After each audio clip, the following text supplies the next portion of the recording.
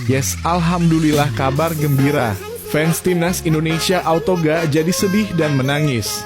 Ternyata Sintayong tampak jelas sengaja mengalah dari Jepang demi sembunyikan rahasia kekuatan besar untuk menipu Arab Saudi kah? Kok bisa begitu? Penasaran? Tonton video ini sampai selesai.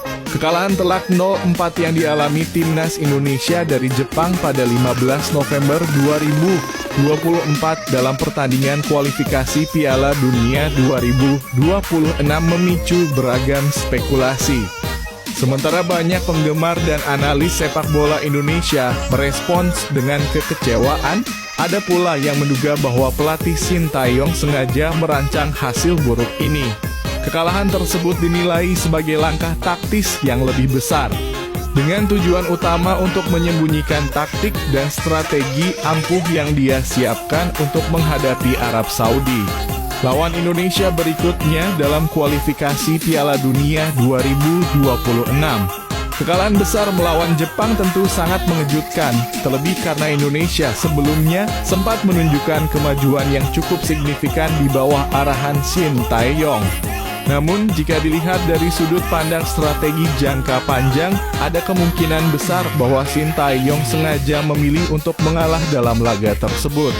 Dalam dunia sepak bola, kadang-kadang pelatih akan mengorbankan satu pertandingan untuk menyembunyikan kekuatan tim mereka agar taktik utama yang mereka persiapkan untuk laga-laga penting lainnya tidak terbaca lawan. Dalam kualifikasi Piala Dunia, Arab Saudi adalah salah satu tim yang lebih berbahaya dan menjadi ancaman besar bagi Indonesia. Sintayong yang dikenal sebagai pelatih yang sangat teliti dalam mempersiapkan taktik dan menganalisis permainan lawan, mungkin sengaja memilih untuk tidak menunjukkan kekuatan tim Indonesia dalam laga melawan Jepang. Hal ini memungkinkan dia untuk mengembangkan strategi khusus yang akan diterapkan dalam pertandingan berikutnya melawan Arab Saudi tanpa harus khawatir tentang lawan yang sudah membaca permainan Indonesia. Jepang sebagai salah satu tim terbaik di Asia memiliki gaya permainan yang sangat terorganisir dan penuh disiplin. Mereka mengandalkan penguasaan bola yang tinggi dan teknik permainan yang solid. Indonesia meskipun memiliki potensi yang besar, belum memiliki kekuatan yang setara dengan Jepang dalam hal penguasaan bola dan kontrol permainan. Dalam menghadapi Jepang, Sintayong kemungkinan besar lebih fokus pada aspek bertahan, dengan harapan timnya dapat belajar dan mengasah permainan defensif di tengah tekanan. Namun, Jepang adalah tim yang tidak banyak berubah dalam hal gaya bermain dan formasi. Mereka sangat terstruktur dan biasanya tidak melakukan perubahan besar yang bisa membingungkan lawan. Dengan bermain melawan Jepang yang sangat disiplin, Indonesia bisa menguji kekuatan dan kelemahan mereka tanpa terlalu khawatir soal analisis lawan. Sementara itu, Arab Saudi dengan gaya permainan yang lebih agresif dan serangan langsung memiliki dinamika yang berbeda. Sintayong tentunya sudah mempersiapkan strategi yang lebih efektif untuk melawan mereka. Arab Saudi mungkin menjadi lawan yang lebih berbahaya dan lebih siap untuk menguji kekuatan Indonesia di kualifikasi Piala Dunia 2026. Tim Arab Saudi dikenal dengan serangan cepat dan fisik yang kuat. Mereka juga memiliki sejumlah pemain dengan kecepatan dan teknik yang sangat baik.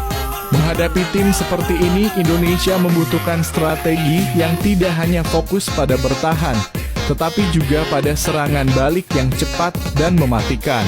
Sintayong mungkin sudah menyiapkan jurus ampuh yang mengandalkan kecepatan para pemain Indonesia, terutama di lini depan. Dalam pertandingan melawan Jepang, Indonesia mungkin sengaja menghindari menunjukkan potensi serangan balik atau skema permainan yang lebih ofensif. Sebaliknya, mereka lebih fokus pada pertahanan dan membangun mentalitas tim yang lebih solid agar tidak memberikan petunjuk apapun mengenai strategi yang sebenarnya mereka rencanakan untuk menghadapi Arab Saudi. Salah satu strategi yang sering diterapkan pelatih top dunia adalah menyembunyikan kekuatan tim mereka pada laga-laga yang dianggap kurang krusial, seperti pertandingan melawan Jepang. Sintayong dengan pengalamannya yang luas tentu tahu betul bahwa setiap pertandingan kualifikasi Piala Dunia adalah peluang untuk mengecoh lawan. Dalam hal ini, kekalahan 0-4 dari Jepang bisa saja merupakan langkah untuk mempersiapkan tim Indonesia menghadapi tantangan yang lebih besar, Arab Saudi. Dengan Arab Saudi yang akan menjadi lawan berikutnya, Shin Tae-yong tentu tidak ingin taktik dan strategi serangannya terbaca lawan. Kekalahan dari Jepang bisa jadi merupakan bagian dari strategi untuk memastikan Arab Saudi tidak akan mempersiapkan diri dengan tepat menghadapi Indonesia.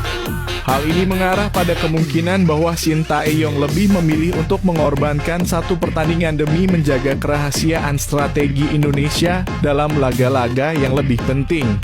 Melawan Arab Saudi, Indonesia kemungkinan akan mengandalkan serangan balik cepat, memanfaatkan kecepatan para pemain sayap dan striker seperti Rafael Struijk atau Jakob Sayuri.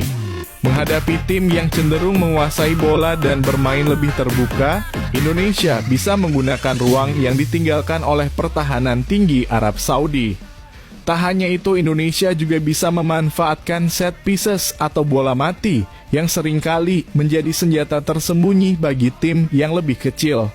Selain itu, Indonesia mungkin akan mengadopsi strategi bertahan lebih solid untuk menahan gempuran awal dari Arab Saudi, dan kemudian mencoba mengejutkan mereka dengan serangan cepat yang mengarah langsung ke gawang lawan. Kekalahan Indonesia dari Jepang dalam kualifikasi Piala Dunia 2026 mungkin bisa dipahami jika kita melihatnya sebagai bagian dari strategi jangka panjang. Shin Tae-yong dengan pengalamannya dan kecerdasannya dalam membaca situasi tampaknya sengaja menghindari untuk menunjukkan kekuatan tim Indonesia pada pertandingan ini. Tujuan utama dari taktik ini adalah untuk menyembunyikan jurus-jurus ampuh yang sudah dipersiapkan untuk pertandingan penting melawan Arab Saudi. Meskipun kekalahan ini tentu mengundang banyak pertanyaan, kita bisa berharap bahwa Shin Tae-yong sudah mempersiapkan tim Indonesia untuk memberikan kejutan di laga berikutnya. Jika strategi ini berhasil, Indonesia bisa saja meraih hasil yang gemilang dan membalikkan keadaan dengan kemenangan telak atas Arab Saudi. Waktu akan membuktikan apakah teori ini benar atau hanya spekulasi belaka.